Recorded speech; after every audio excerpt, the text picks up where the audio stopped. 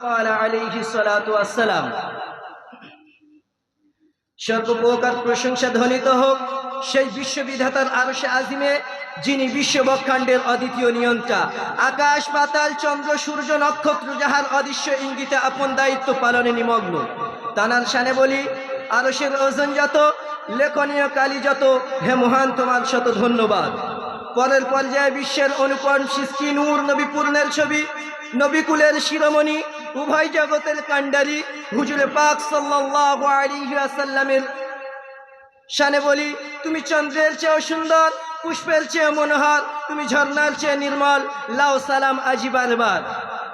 অতঃপর আজকের আলোকজল সুসজ্জিত আঞ্জুমানে সুদক্ষ বিচারক মণ্ডলী এবং আমার মাথার মুকুটমণি শিক্ষক মণ্ডলী এবং শুভগমনকালী রসুল প্রেমিক শ্রোতা মণ্ডলী, সকলকে শ্রেণীগত শ্রদ্ধা, বুক ভরা ভালোবাসা ও প্রাণ ভরা শুভকামনা জানিয়ে আরশে এলাহির রাজ সিংহাসনের মহারাজের প্রতি আশার কমল হৃদয় বেঁধে ক্ষুদ্র প্রয়াস নিয়ে হুজুরে পাক সাল্লাল্লাহু আলাইহি ওয়াসাল্লামের আদর্শ সংক্রান্তে নাতিদীর্ঘ আলোকপাত করার প্রয়াস রাখছি। আল্লাহ তাআলা সর্বোত্তম সাহায্যকারী। সম্মানীয় শ্রোতা মণ্ডলী, ধরতির বুকে যখন অমানসিক অত্যাচার, অবিচার, ব্যভিচার, শিরক, বিদআত, কুসংস্কার ও ফিতনা ফাসাদের কুঞ্জাটিকায় গোটা পৃথিবী ঘোর অন্ধকার অমানিসার কৃষ্ণনেকারে আচ্ছাদিত হয়েছিল, তখন মানব সমাজ সুখ শান্তির জন্য নয়ন মেলে গগন চেয়ে থাকত। কখন গগন হতে বসুন্ধরায় শান্তির পেয়ালা নিয়ে খোদার প্রেরিত দূর শুভ গমন করিবেন ও আমাদেরকে অমৃত সুধা পান করিয়ে সর্বপ্রকার তৃষ্ণা নিবারণ করিবেন। ঠিক সেই সময় চিরকল্যাণময় সর্বসাধারণ জনগোষ্ঠীর কল্যাণার্থে যুগে যুগে নিত্য নতুন নবীগণকে ধরার বুকে প্রেরিত করতেন এবং সেই সমস্ত নবীগণ খোদার নিকট হতে আগত অমৃত সুধা পান করিয়ে হারিয়ে যাওয়া সুখ শান্তির স্বর্ণ পেয়ালা মানব সমাজকে উপহার দিয়ে এহলোক ত্যাগ করতেন।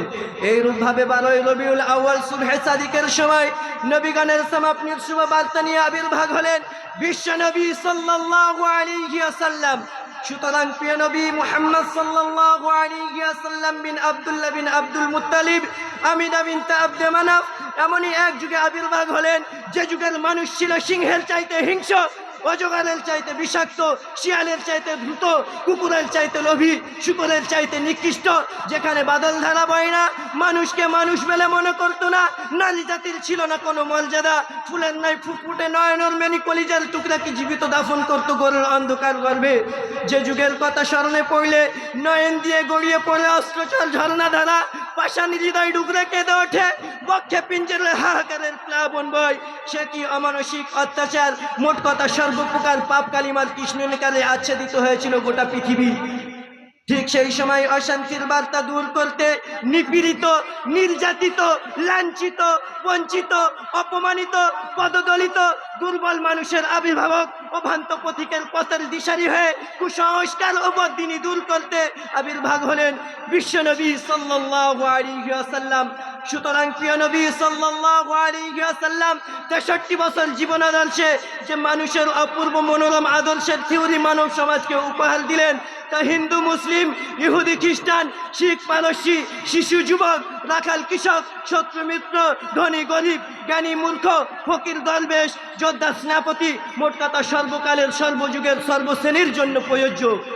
যে আদর্শের কথা পাওয়া যায়নি রাশিয়ার নিমার্সের আদর্শ থেকে, লেনিনের মতাদর্শ থেকে, চীনের কনফুসিয়াসের কালিমার্কা থেকে, গৌতম বুদ্ধের জীবনী থেকে, শ্রীরামকৃষ্ণ ও স্বামী বিবেকানন্দর শিক্ষা থেকে সবার মতাদর্শ ও পন্থা নিক্ষিপ্ত হয়েছে ইতিহাসের আস্তাকুলে। কিন্তু প্রিয় নবী সাল্লাল্লাহু আলাইহি ওয়াসাল্লামের মতাদর্শ স্থান পেয়েছে শাহী দরবারের রাজ সিংহাসনে। মানব সমাজ মুক্ত পুঁথির ন্যায় গেঁথে রাখে হৃদয়ের গভীর স্থলে, সাজের আকাশে সুখ তারার নাই জলজল করে দিশা দেয় মানব সম্পদ ঐক্যে। তাই আসুন সেই অপূর্ব আদর্শের দিকে দৃষ্টি নিক্ষেপ করি। সম্মানীয় শ্রোতা মণ্ডলী, নবী করিম সাল্লাল্লাহু আলাইহি ওয়াসাল্লামের আদর্শ সংক্রান্তে স্বয়ং স্রষ্টা গ্রন্থরাজে বর্ণনা করেন, ইন্নাকা লাআলা খুলুকিন আযীম, যার নিদর্শন পুরস্ফুটিত হয়, অর্থাৎ আপনার আদর্শ শ্রেষ্ঠ, যার নিদর্শন পরিস্ফুটিত হয় শৈশবকালে দুধ মাতার দুধ পানকালে, কারণ কবু ডান স্থান ব্যতীত রক্তে রাঙা কমল অষ্টে স্পর্শ করেননি আপন সোনার জবানে, অবৈধ কর্মে পদক্ষেপ নেননি কঠিন কালেও, কারণ সততা ছিল তার পেশা, আমানতদারি ছিল তার নেশা। গরিবের ছিলেন দাতা, ধনীর ছিলেন মাতা, এতিমের ছিলেন পিতা, দুঃখীর ছিলেন সহায়ক, সুখীর ছিলেন আশা, অসহায়ের ছিলেন ভরসা, সত্যের ছিলেন নমুনা, পাপের ছিলেন দিশারি। কথাবার্তা ছিল তার নম্র ও ভদ্রতায় ভরা মুক্তমালা, ভাষা ছিল তার মিষ্টি, ওঠা বসা খাওয়া দাওয়া চলাফেরা ছিল তার আদর্শিক। জীবন ছিল ঝর্ণার চেয়ে নির্মল স্বচ্ছ, সূর্যের চেয়ে উজ্জ্বল, পুষ্পের চেয়ে মনোহর, মোট কথা সর্বগুণে গুণান্বিত। তবেই তো শত্রুরা এক বাক্যে স্বীকার করেছিল মুহাম্মাদি জনপ্রিয় নেতা, উপাধি দিয়েছিল আমানতদারি সত্যবাদী। তাহলে কেন তার শিক্ষায় শিক্ষিত হবে না? কেন তার দীক্ষায় দীক্ষিত হবে না? কেন তার প্রতিষ্ঠান উন্নতির উচ্চ শিখরে পৌঁছাবে না? কেন তার মত আদর্শিক হবে না? কেন তার সুন্নত দৃষ্টান্ত হবে না? সুতরাং তার অনুসরণে আছে উন্নতি, অনর্থই অবনতি, অবনতি, অবনতি।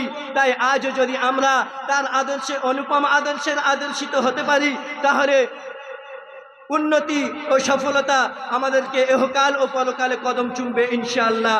ছোট্টখানি একটি লাইন বলে আমার ক্ষুদ্র বক্তব্য শেষ করব। কবি বলছেন, নবীর চরিত্র চিত্রিত করে যে আপন চিত্র মাঝে, সম্মানের আসনে সমাসীন তারা বিশ্ব সমাজে। এই বলে আমার ছোট্টখানি বক্তব্য শেষ করলাম। আল আনা আনা আখতাতিমুল কালাম। আসসালামু আলাইকুম ওয়া রাহমাতুল্লাহি ওয়া বারাকাতুহু।